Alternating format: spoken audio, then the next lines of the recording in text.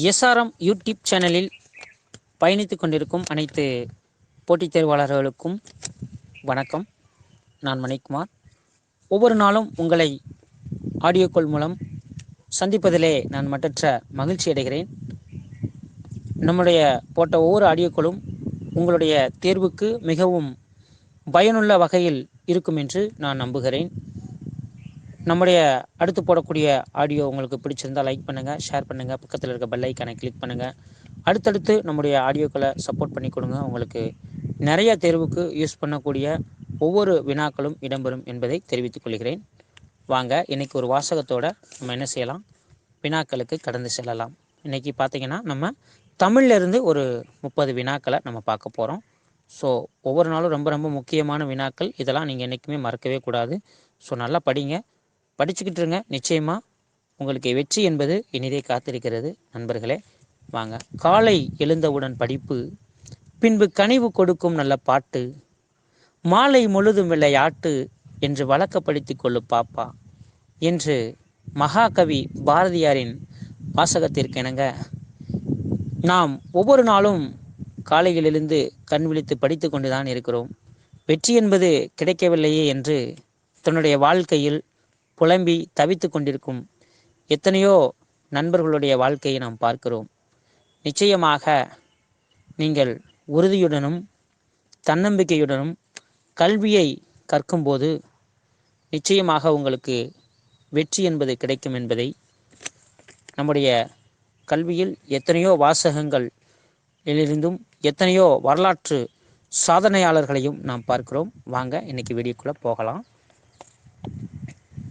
கேள்வி எண் 1, இசை என்பதன் பொருள் என்ன? விடை புகழ். கேள்வி எண் 2, பண்ணோடு பாடப்பட்ட நூல் எது? விடை பரிபாடல்.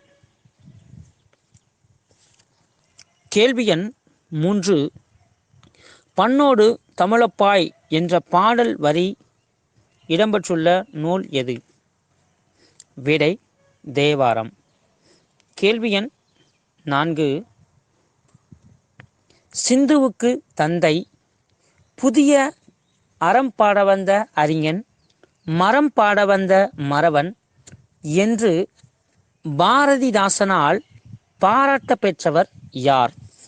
விடை பாரதியார். கேள்வி எண் 5, விசும்பு என்பதன் பொருள் என்ன? விடை வானம். கேள்வி எண் 6, ஐம்பூதங்களை பற்றி குறிப்பிடும் நூல் எது? விடை தொல்காப்பியம். கேள்வி எண் 6, தொல்காப்பியத்தின் ஆசிரியர் யார்? விடை தொல்காப்பியம். கேள்வி எண் 7, முன்னேர் வழக்கம் மகடுவோடில்லை என்ற பாடல் வரி இடம்பெற்றுள்ள நூல் எது? விடை தொல்காப்பியம். கேள்வி எண் 8,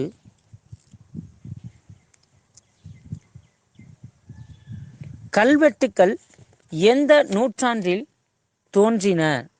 விடை கிமு 3ஆம் நூற்றாண்டு. கேள்வி எண் 9, செப்பேடுகள் எந்த நூற்றாண்டில் தோன்றின? விடை கிபி 7ஆம் நூற்றாண்டு. கேள்வி எண் 10, கடைச்சங்க காலத்தில் வரையப்பட்ட ஓவியங்களை எவ்வாறு அழைப்பர்? விடை கண்ணெழுத்து. கேள்வி எண் 11, கண்ணெழுத்து எடுத்த எழுத்து பல்பதி என்ற பாடல் வரி இடம்பெற்றுள்ள நூல் எது? விடை சிலப்பதிகாரம். கேள்வி எண் 12, தமிழ் எழுத்துக்களில் மிக பெரும் சீர்திருத்தத்தை கொண்டு வந்தவர் யார்? விடை வீரமா முனிவர். கேள்வி எண் 13,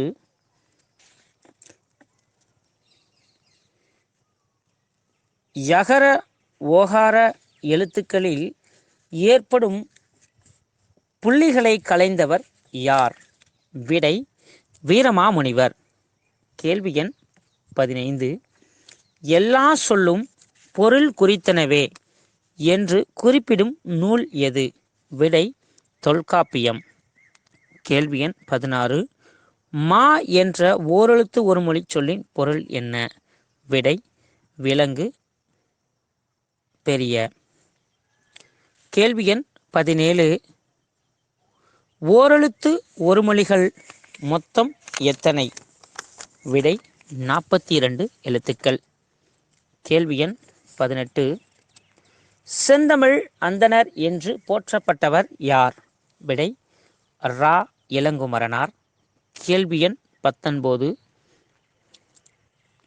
இலக்கண வரலாறு, தமிழிசை இயக்கம், தனித்தமிழ் இயக்கம் போன்ற நூல்களை இயற்றியவர் யார்?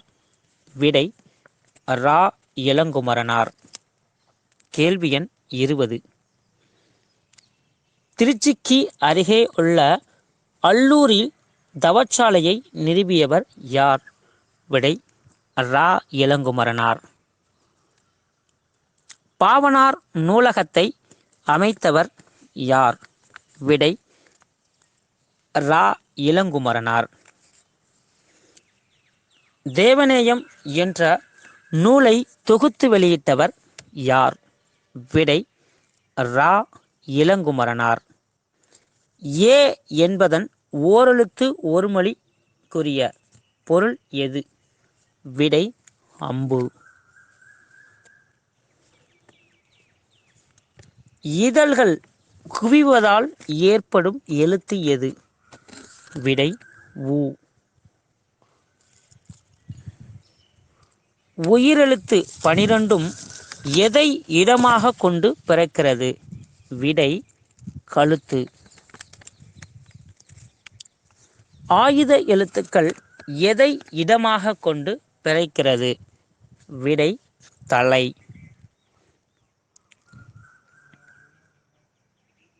இதழ்கள் ஒட்டுவதால் பிறக்கும் எழுத்து எது? விடை ப.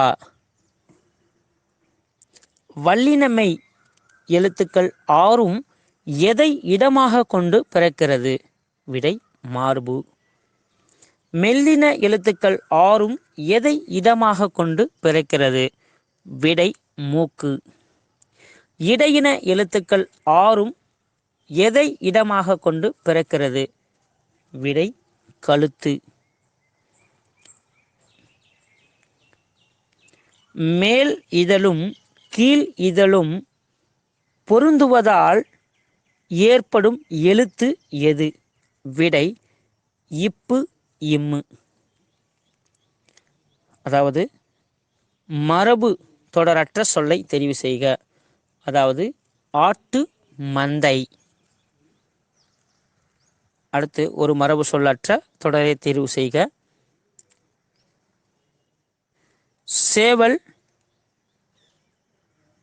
கூவும், ஆந்தை அலறும், குயில் கூவும், மயில் அகவும், புறா குணுகும்.